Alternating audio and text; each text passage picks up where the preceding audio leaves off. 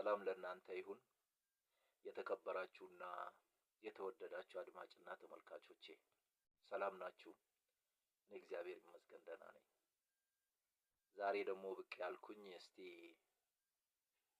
የሰሞኑ ትኩሳት በነበረው በቴዲ አፍሮ የቅኔ መሰል ሽሙጥ ዘፈን ላይ እንደው አንዳንድ ሀሳብ ለመስጠት ፈለግኩኝ።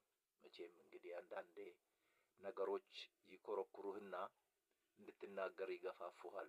እንግዲህ አንዳንዴ እዚህ ጉዳይ ላይ ከንግግሮቼ የሚቆረቁራችሁ የሚያስከፋችሁና ትንሽ ቅር የሚያሰኛችሁ ነገር ካለ ከይቅርታ ጋር እያልኩኝ እንደው አንዳንድ ሀሳብ ለመሰንዘር እፈልጋለሁ። እንደምታውቁት ቴዲ አፍሮ በኢትዮጵያ ሕዝብ ዘንድ ፈጣሪ በሰጠው የሙዚቃ አቅሙ ይወደዳል።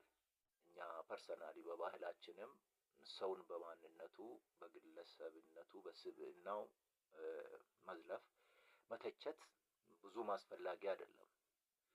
መተቸት የሚያስፈልግ ከሆነ በድርጊቱ በአስተሳሰቡና በሚያራምዳቸው ዓላማዎቹ ነው ሰው መተቸት ያለበት ብዬ ነው የማስበው። ስለዚህ አንዳንዴ ምን ነካው ይሄ ልጅ በአካባቢው ሽማግሌ የለም ወይ? ባለሙያ ሳይሆን ሽማግሌም ለሙያ መድኃኒት መሆኑን ስለማቅ ነው። መካሪ የለውም ወይ? አንዳንዴ እኮ ትልቅ መልእክት ለማስተላለፍ ስሜ ትልቅ ነውና ዝና አለኝ ብሎ የሚያስብ ሰው ትልልቅ ሰዎችን ምክር ይጠይቃል። ከዛ በኋላ የሚያረጋቸውም ነገሮች በሙሉ ውጤታማ ይሆናሉ። ሙያ ጋር ምክር የሽምግልና የበሰለ ሰው መካሪ ስታገኝ ማለት ነው። ኦሮሞ ተረት አለው። በጣም አስተማሪና ጥልቅ የሆኑ ተረቶች አሉት። ምን ይላል መሰላችሁ? ምን ይላሉ መሰላችሁ? ሲላራቺ አከናቻፊ ሻርኪን ገላና ኬሰ ጅሩ ኦቶ ቤክቴ halkanii guyyaa galaanni kan ishiitti fakkaate wacaa oolteen bultuu ይላሉ። ያባባል ምን መሰላችሁ? እንቁራሪት ሻርክና ጉማሬ ባህር ውስጥ መኖሩን የምታውቅ ቢሆን ኖሮ ያ ባህር ሁሉ የእሷ መስሏት ስትንጫጫ ባላደረች ነበር ይባላል። ቀላል አባባል አይደለም። ስለዚህ አንዳንድ ጊዜ ድምጻችንን ከፍ አድርገን ስንጮህ በምንጮኸው ድምጽ ውስጥ የሚተላለፉ መልእክቶች ምንድናቸው ብለን መገመት መመዘን ያስፈልጋል። አንዳንዴ ብዙ ድምጻቸውን ከፍ አድርገው የሚጮሁ ሰዎች የባዶነት ስሜት ሲሰማቸው ነው የሚባለው። ብዙውን ጊዜ ሲመታ የሚጮህ ባዶ በርሜል ብቻ ነው። በጣም ብዙ መጮህ አስፈላጊ አይደለም። እኔ እንደማስበው ተስፋ ያለው ትውልድ ወደፊት አንድ ነገር አስቀምጣለሁ ብሎ የሚያስብ ትውልድ የዛሬውን መልካም ነገር እያመሰገነ የወደፊቱን እቅድ ያቅዳል። ነገ የሚኖርበትን ዓለም ያቅዳል እንጂ በትላንትናው ባልኖረበት ህይወት ውስጥ ቁጭ ብሎ አይተክዝም። የትላንትናውን ያለፈውን ያልኖረውን ህይወት አይዘምርለትም። እንደ ታሪክ ግን ያስቀምጠዋል። ይሄ ዛሬ ያለበትን በተጨባጭ አፍንጫው ስር ያለውን ሁኔታ መልካም ነገር በሺህ የሚቆጠር መልካም ነገር ማመስገን እና ነገን ማሰብ የማይችል እና በትላንትናው ላይ ተቸክሎ የሚቀር ትውልድ ተስፋ ቢስ ነው ማለት ነው። ተስፋው ያለቀለት እንደሆነ ነው የሚያሳየው። አንዳንዴ እውነትነት ለሌለው ጊዜያዊ ሞቅታ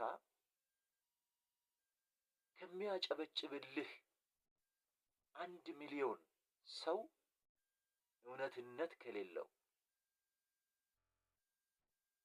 አስተሳሰብ በሞቅታ ተነሳስቶ ከሚያጨበጭብልህ 1 ሚሊዮን ሰው እውነትን ይዞ የሚወቅስህ የሚተችህ 5 ሰው ላንተ ይጠቅማል።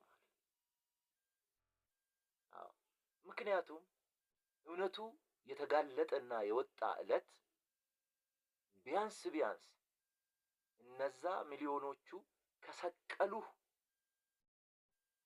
ጣራ ላይ ወይንም መሰላል ማማ ላይ ጥለው ነው የሚሄዱት። ያኔ መሰላል የሚያቀብልህ እነኛ 5ቱ ሰዎች ናቸው።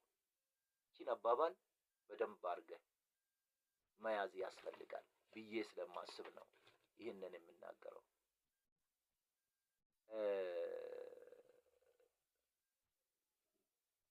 ታዋቂ ዘፋኞችን ብዙውን ጊዜ ፖለቲከኞች ይጠቀሙባቸዋል። እኔ የሚያሳዝነኝ እሱ አንድ አርቲስት 2 ነገር መሆን ይከብደዋል። በተለይ አክቲቪስት እና አርቲስት መሆን በጣም ከባድ ናቸው። ሁለት ጫፍ ናቸው። አንድ ምሁር መሪ በአንድ ጊዜ አክቲቪስትና አርቲስት መሆን እንደ አይጥና ድመት ሆኖ መተወን ነው ብለዋል። ወደ ኋላ ተመልሰህ እስቲ ቴዎድሮስ ጎበዝ፣ ጠንካራ፣ እውነተኛ በሳል ከሆንክ እስቲ ወደ ኋላ ተመልሰህ ይሄንን አስተሳሰብ በደንብ እይ። ብዙውን ጊዜ በልምድም እንዳየነው ታዋቂ ዘፋኞችን ፖለቲከኞች ይጠቀሙባቸዋል። እነሱ ከዘፈኗቸው ዘፈኖች ውስጥ የሆነች ነጠላ ነገር ወይንም አረፍተ ነገር ይወስዱና ለራሳቸው በሚመች አይነት ሁኔታ ይተረጉሙታል። ከዛ በኋላ ያ ዘፋኝ ያ መልካም አርቲስት 2 ቦታ የተከፈለ ሀሳብ በህዝብ ህብረተሰቡ ውስጥ ስለሚፈጠር ጥላቻ ይኖራል ማለት ነው። በእርግጠኝነት ለዚህ ልጅ የሚያጨበጭቡለት ሰዎች እኔ በ3 ነው ከፍዬ የማያቸው። አንደኛ ከልብ የሚወዱት፣ ከልብ በእውነት ከሱ ጋር ለመራመድ አቋም ያላቸው። ሁለተኛ ሰው ስላጨበጨበ ብቻ የሚያጨበጭቡለት ናቸው። ገብቷቸዋል? ሰው ስላጨበጨበለት ብቻ የሚያጨበጭቡ ናቸው። ሶስተኛ ግን የጠላቴ ጠላት ወዳጄ ነው የሚል ብሂል ይዘው የሚያጨበጭቡለት ናቸው በእርግጠኝነት። ስለዚህ ከነዚህ ውስጥ አንዱ ነው ከሱ ጋር የሚሆኑት። ስለዚህ ዘፋኝ አርቲስት ስትሆን የህዝብ ሀብት ነው መሆን የሚጠበቅ። የህዝብ ሀብት አርቲስት ማለት በእኔ ግምት ሰላም ሰባኪ፣ ልማት ሰባኪ፣ ፍቅር ሰባኪ፣ መቻቻልን ሰባኪ ማለት ነው። በተለይ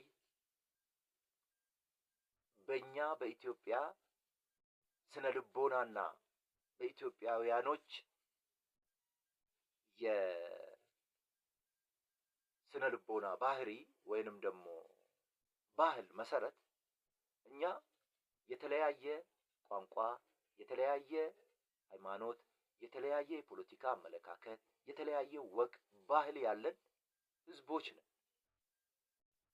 እዚህ ውስጥ አንድ ሰው ሲዘፍንም ይሁን ሲዘምር በጣም ጥንቃቄ ያስፈልጋል። ጥንቃቄ ያስፈልጋል።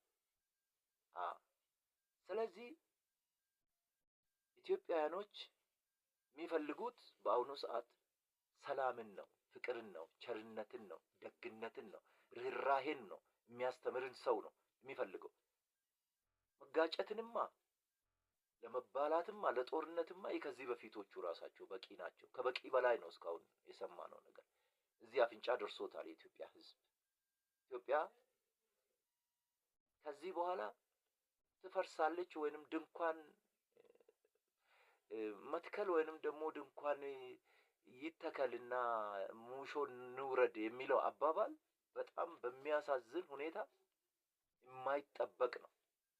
ኢትዮጵያውያኖች አሁን የምታምር ኢትዮጵያ፣ በሁለት እግሯ የቆመች ኢትዮጵያ፣ ደረቷን ነፍታ በዓለም የምትታወቅ ኢትዮጵያ፣ የምታምር ኢትዮጵያ፣ ብሔር ብሔረሰቦችና ህዝቦች ማንነታቸው በውስጡ ተከብሮላቸው የሚኖሩባት ኢትዮጵያ፣ እውነተኛ ኢትዮጵያ የተፈጠረችዋማ ዛሬ ነው። ይህንን አፋችንን ሞልተን ነው የምንናገረው። የምን ሙሾ ነው? እኔ የሞተችና ያረጀች ድንኳን ሊተከልላት የሚገባት ኢትዮጵያ ከዛሬ 60 ዓመት በፊት በፊውዳሊዝም ስርዓተ ማህበር ውስጥ ነው የሞተችዋን ኢትዮጵያ ማቃት። አለበለዚያ ዛሬዋ ኢትዮጵያ በዚህ የምትገለጽ አይደለም። ስለዚህ አንዳንዴ ታዋቂ ነን ብለን በጣም ጣራ ጥግ ራሳችንን ኮፍሰን መውደቂያችንን ተምዘግዝገን መውደቂያችንን ባናከፋው መልካም ነው። የምናረገውን ነገር በጥንቃቄ ብናደርግ መልካም ነው ላለው። አርት ማለት ሀብት ነው። አርት ማለት የሁላችንም ቋንቋ ነው፣ የጋራ ቋንቋ ነው። አርት ማለት መግባቢያችን ነው። አርትን ባናራክስ፣ አርትን በዚህ ደረጃ ባናራክስ፣ ፖለቲከኞች ደግሞ ስበን ሰዎችን ለራሳችን የፖለቲካ ቁማር መጫወቻ ባናረጋቸው መልካም ነው ላለው። ለአርቲስቶቻችን የምናስተላልፈው መልእክት መልካም መልካሙን ጥሩ ጥሩውን ለመጪው ትውልድ የሚያስተላልፍ መልእክት ባላችሁ ሙያ ባላችሁ ዕውቀት እንድታስተላልፉ፣ ሀገር የሚገነባ ለሀገር የሚጠቅም ለህዝብ የሚጠቅም ሰላም የሚያወርድ ልማት የሚያመጣ መቻቻልን ፍቅርን የሚዘራ እንጂ ቁርሾን፣ ትችትን፣ አሽሙርን ይዞ መምጣት ለኢትዮጵያ አንዳችም ነገር አይፈይድምና 3-4 ብናስብ መልካም ነው ላለው። ስላዳመጣችሁኝ አመሰግናለሁ። ታንኪዩ። እድሜያችሁን ይባርክ እግዚአብሔር፣ ኢትዮጵያንም ይባርካት። ሰላማዊ የሆኑ አርቲስቶቻችንን እድሜያቸውን ያርዝምልን። ሰላም ሁኑልን እላለሁ።